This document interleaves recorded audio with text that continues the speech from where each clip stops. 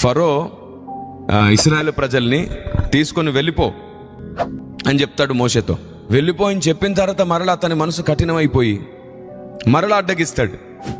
ఎందుకు అలా జరిగింది? మరలా అలా కఠినమయ్యేటట్లు దేవుడే అవకాశం ఇచ్చాడంట. ఎందుకో తెలుసా? నేనున్నాను అని నిరూపించడానికి అతని హృదయం కఠినమైంది.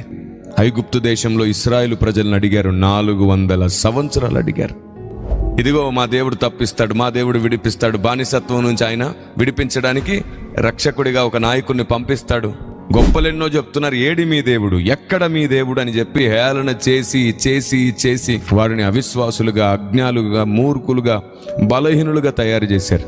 తన ప్రజల్ని అవమానించినందుకు ఆయన ఏం చేశాడో తెలుసా? ఏడి ఏడి అని అడిగారు కదరా, ఇదిగో నేను ఇక్కడే ఉన్నానని ఒక్కొక్క తెగులు ద్వారా నిరూపించడం ప్రారంభించాడు. ఇదిగో నేనున్నాను, చూసారా?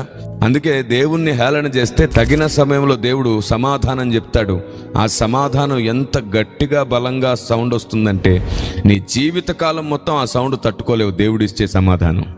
పురుగు వంటి మనుష్యుడు, ధూళి కణము వంటి మనుష్యుడు సమస్తాన్ని సృష్టించిన దేవుణ్ణి సవాలు చేయకూడదు ఎప్పుడు.